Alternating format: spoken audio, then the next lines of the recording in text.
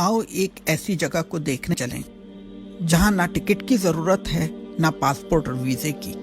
یہ دنیا کے دکھ، تکلیف اور غم سے نجات کی جگہ ہے۔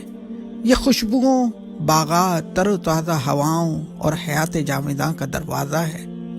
یہ امیدوں کی منزل، نیکوکاروں کا باغ اور مجاہد کی آرام گاہ ہے۔ یہ قبر ہے۔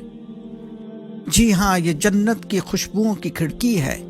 یہ حد نگاہ وسیع ہے، نہ کوئی خوف، نہ کوئی تاریکی، نہ تنہائی۔ یہ اللہ کے فرما بردار کی قبر ہے۔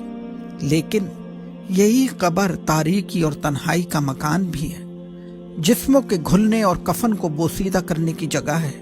یہ اللہ سے غافل اور نافرمان کے لیے ڈراوا ہے۔ یہ سخت دل کو نرم کرنے اور انجام یاد کرنے کی جگہ ہے۔ دیکھ اس قبر کو اور عبرت پکڑ۔ کہاں ہیں وہ جنہیں اپنی جاہ و سلطنت اور دولت پر بڑا غرور تھا؟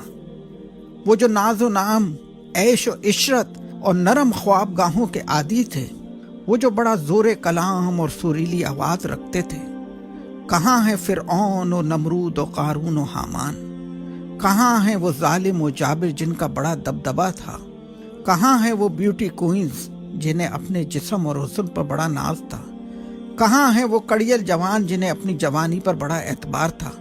بس یہاں نہ کوئی دربان ہے نہ پاسبان، کوئی فوج ہے نہ کوئی لشکر، بس تو ہے اور میری تاریکی اور خاموشی۔ اے غافل انسانوں، یہ قبر مال و دولت، شہرت و عزت اور دنیا کی ہر چیز سے جدائی کا مقام ہے۔ یہ حسرت و غم کا گھر ہے۔ یہ زہریلے کیڑوں اور بدبوؤں کا مسکن ہے۔ یہ قبر پکار پکار کر کہہ رہی ہے کہ میں ہولناک ہوں۔ پس اے انسان، بتا تو نے میرے لیے کیا سامان کیا ہے؟ تجھے کس چیز نے مجھ سے دھوکے میں رکھا؟ کہاں گئی تیری وہ اولاد جو محبت کا بڑا دم بھرا کرتی تھی؟ کہاں گئی وہ برادری اور سرداری جس پر تجھے بڑا بھروسہ تھا؟ کہاں گئے وہ تیرے وسیع محل و باغات؟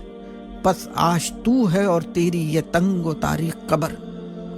لیکن اگر تو اللہ کا مطیع تھا تو میں رحمت ہوں، غموں، دکھوں اور تکلیفوں سے نجات ہوں، اور تو میرا مہمان ہے۔ اگر تو نماز قائم کرتا تھا اور زکوٰۃ دیتا تھا، اللہ اور رسول صلی اللہ علیہ وآلہ وسلم کی اطاعت کرنے والا تھا، اللہ کی طرف دعوت دینے والا تھا، اس کے دین کے غلبے کے لیے کوششیں کرنے والا تھا، تو تجھے کوئی فکر نہیں ہونی چاہیے،